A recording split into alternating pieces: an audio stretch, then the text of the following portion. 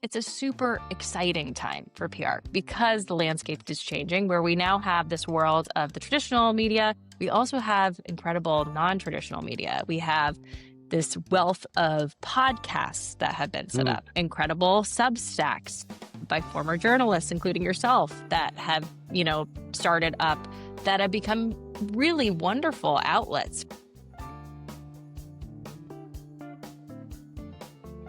Hi, this is Alistair, and welcome back to The Venture Variety Show.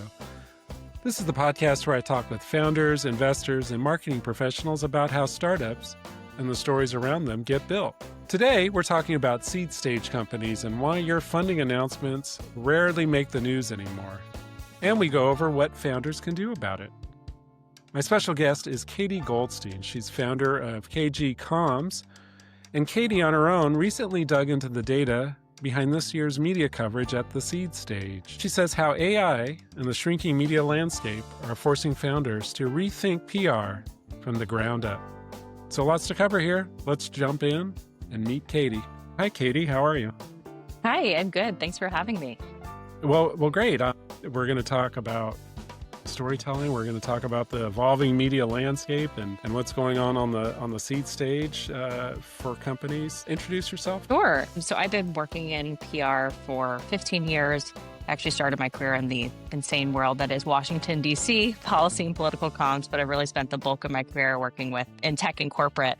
I've worked with the earliest stage of startups that are just launching out of stealth, all the way up to publicly traded companies like Google and Amazon and Salesforce. And through that work, have kind of witnessed every growth stage permutation between that. And I started my own consultancy, KG Comms, about 6 years ago. And I work primarily with early stage startups and founders that are just launching their public facing programs for the first time, or, maybe breathing new life into nascent programs. Well, awesome. Well, DC has its place, especially if you're in political comms. And I would say the Bay Area is the place for tech comms. What have you been noticing about seed rounds and coverage? Sure. Well, I think to start this conversation, it's kind of helpful to take a little bit of a trip back, maybe 15 years ago to when my career even started. And print media, traditional media really reigned. That was the primary method by which companies were able to get the attention on them. So there was just a lot of importance paid to the sort of traditional media ecosystem. And at that time, social media was just emerging. Mm-hmm. And as we all know now, that's really become sort of the primary information ecosystem.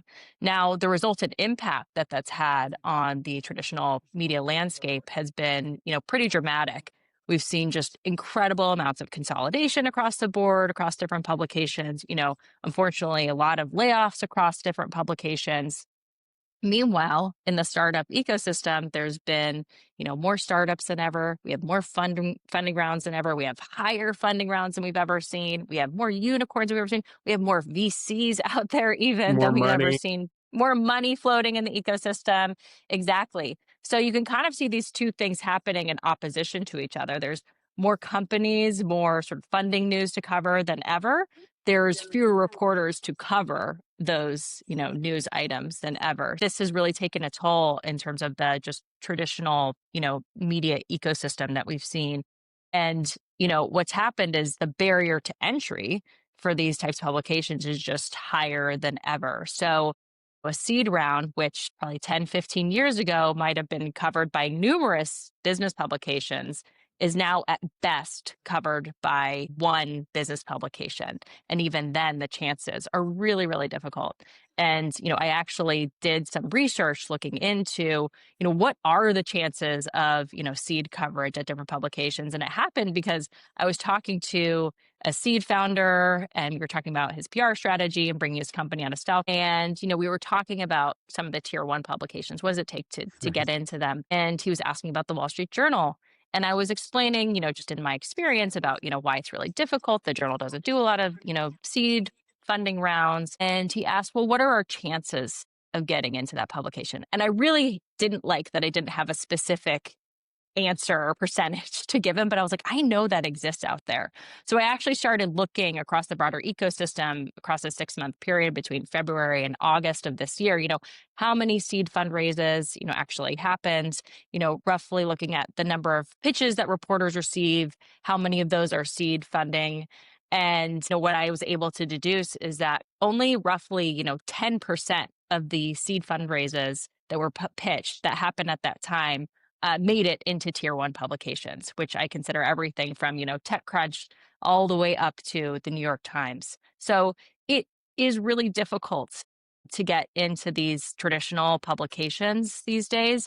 And oftentimes it's all that sort of like blood, sweat, and tears that you don't always see behind the scenes that happens just to fight for those types of stories. It speaks to the whole environment. It's really, really hard to get in these traditional types of publications. Meanwhile, there's been a lot of non-traditional places that have really grown and expanded. Did you notice anything like there was a threshold money-wise? Because seed funding can be anywhere from, less than 500,000 or to several million dollars. There's quite a range. And Yeah, there were 4 common factors yeah. actually that sort of dictated whether, a seed company was going to get coverage. And I'd say most of the seed rounds, had to meet at least 3 of these 4 factors. So the first one is definitely size of the round. So anything north of 10 million was considered more of an aberration anomaly and novel. And for reporters, as you know, it's better to be in that novel category. You're deemed a little bit more newsworthy. I'd say combined with that, also having those seed rounds credentialed by, a tier one firm or investor, very helpful. Another factor that really helped was having strong founder profiles. So that means folks that, are maybe multi-time startup founders. Perhaps they were an executive at a well-known prominent company and they left to Mhm. go start a new venture. That's really helpful. I'd say the other piece of startup founder profiles that's helpful is just folks with really personal stories that have something that really connects to the thesis behind the startups. We often see this, especially in the health tech. Maybe a family member was ill and sort of that was part of the inspiration behind them starting, this particular startup. Those stories just bring a really important human element. The other piece is, alignment with macro trends. So startups, I think something that's really important is that the startups that, were able to see coverage either kind of aligned into a specific reporter beat like climate tech or fintech or health tech. These are all areas where there's reporters that exclusively cover those specific verticals. And I'd say that the fourth factor, and this is mission critical, you have to have this. You have to have traction in the business. So that means you have to be able to show that you have customers. You have to be able to talk about and name those customers. You need to be able to also talk about growth metrics. Sometimes companies talk about ARR, even in vague terms. They've hit 7 figures ARR, they've hit 8 figures, they're, approaching 10 million. All these figures just help give reporters a real sense of like, oh, there's some real teeth behind this. The thesis is proving and it's working. So if I cover your seed startup, I'm not taking a huge bet. I'm showing my audience that this is something that they need to care about and they need to understand. And I'm making it very clear why. I wanted to go back to what you were saying about that there would have to be like a story, a narrative associated with a seed stage company, one of the factors. The gender of the founders, does that factor into any of the coverage that they were getting? I love this question. And I did look into this specifically. And the sad truth about more diverse founders is not that they didn't get as much coverage because of their background or gender identity. It more had to do with some of the other structural problems we see in Hmm. the landscape writ large, which is oftentimes these underrepresented founders, don't get access to the same capital. Anything surprise you in any of the findings? I have to say, I wasn't that surprised, but it was Okay. really helpful in terms of giving me a lot of grounding in terms of how I talk to founders and my own clients. So, one thing that I found was, I always knew, for example, that breaking into a publication like the Wall Street Journal or Bloomberg is just incredibly difficult. But to be able to say, in this 6-month period, Wall Street Journal covered one seed founding, one seed Hmm. seed round story, just able to just bring a little bit more validity to some of the things that I personally have experienced myself. Or even, I've long known that Bloomberg's editorial standards are for pretty sizable rounds, Correct. usually over 100 million plus. And to be able to say, well, they only covered 3 rounds during this period, and those were all, above 100 million plus. It's an easier way to be able to share the realities on the ground with founders, because I think sometimes if you haven't experienced PR before, if you haven't done this work, it's really easy to look across the landscape and maybe at a friend or a fellow colleague that was in an incubator program with you, and to say, oh my gosh, they just issued their press release and they're in the Wall Street Journal.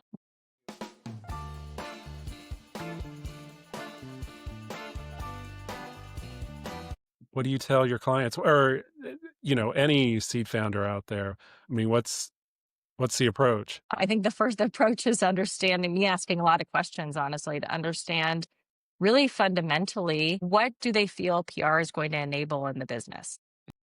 Is it about are they trying to get more investors? Is it talent, or is it customers? It's always one of those three things or a mix of all those three things. And that enables me to also advise on, okay, these are the best publications, or this is the best approach for, getting you more of that visibility. And what I really try to do is, anchor around, what do I think the highest likelihood publication is, the biggest North Star that seems not impossible for us to achieve. So just to give you some examples, a company that's really chasing technical talent, TechCrunch is an incredible outlet for technical talent, for getting wide visibility across the valley. It's not behind a paywall. I think people sometimes misunderstand how valuable TechCrunch is, as an outlet for founders. I've just seen those pile-on effects that happen, after a funding announcement gets really effective. On the other hand, a health tech startup that's selling into providers, well, they might find that, being in endpoints is actually more helpful for the business than being in TechCrunch or, being in Forbes even. It really depends on what are the goals? What are the visibility goals? Who are we trying to get in front of? And then also, the other thing I always tell folks is, because we live in this ecosystem where it's not just about, it's about showing up multiple places and doing that as effectively as possible to really have breakthrough of the message. So yes, we're going to, run hard on our earned media strategy, but we also have to think about, what's the broader sort of online strategy too. Even reporters these days, it used to be that they were measured on clicks and eyeballs on their Right. stories. Now it's about how viral are their stories going online. And so we need to apply that same approach for fundraising now, where it's I imagine, well, do founders understand that? Or I suppose the repeat founders or those who have been in the business for a while may latch on to that lesson, those lessons that you're talking about. But what about first timers? Does it just take, repetition to, keep telling them the same thing over and over, that this is the reality? Do first timers get it? Do founders understand? sometimes it just takes, a couple runs with it. I always I always see that my job is to, help share the reality of what's in the field. This isn't about my ability to, get the results that you want. This is about just some of the realities we're facing on the ground. Yeah. And we're going to be really tenacious together and working to get the best possible outcomes. But it's not about performance or work. It's really about, what's out there. So it really just depends on the founder. And I think sometimes they might have been told something by an investor, somebody else in their network that might sort of impact the way that they view the broader PR ecosystem. I think, like I said, there's a lot of like founder FOMO out there in terms of, seeing other Yeah. founders or seeing your friends, That's get the PR coverage and want the same thing for yourself. And I really do understand that position. Founders are like constantly getting advice and inputs on different things. Is there any one factor? Maybe this is a trick question, but is there any one factor that outweighs the other? I understand it might depend on maybe the sector that they're in, but is there any one factor that you try to emphasize? That's a great question. At the end of the day, Yeah, money talks. What money. gets us in the door is the fundraise. So I think ultimately the first thing that reporters look at is what round are you and how much did you raise and who from? So I think that those first factors are probably some of the most important for dictating coverage. Yeah. So just to give you an example, if you've raised, above 100 million in equity, you're going to get eyeballs from Bloomberg because that's the type of size rounds that they're, willing to look at and cover. And then the rest of the story kind of fills in the gaps for them. So I think ultimately it is the money talks at the end of the day. Even though there's a lot we could do to shape the story to be beyond the fundraise, of course, everybody wants that. And that's what we work really hard to do. But money is what gets the foot in the door with reporters. Yeah, excellent point. Before we move on, just one last question. The client that inspired this research, did they ever get any media coverage? They got awesome media coverage. Oh, Yeah, okay. they did get did get in a tier one. It wasn't the Wall Street Journal, but it was an awesome tier one that made them super excited. So Okay, I'm great. very happy with those results.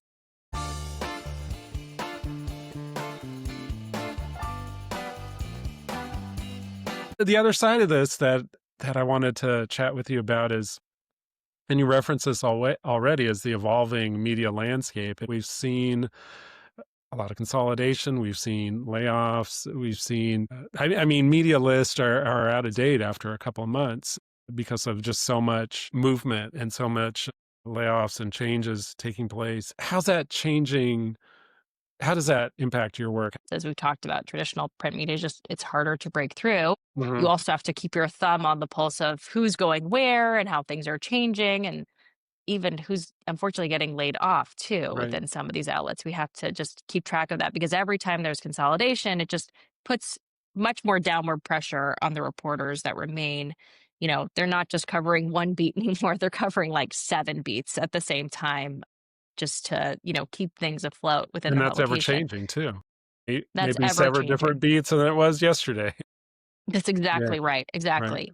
On the other hand, I also think it's a super exciting time for PR because the landscape is changing, where we now have this world of the traditional media. We also have incredible non traditional media. We have this wealth of podcasts that have been set Mm. up. There's been, incredible Substacks by former journalists, including yourself, that have, started up that have become really wonderful outlets for getting news out there, and maybe those audiences aren't as big as, Mhm. some of the traditional outlets by just a numerical measure.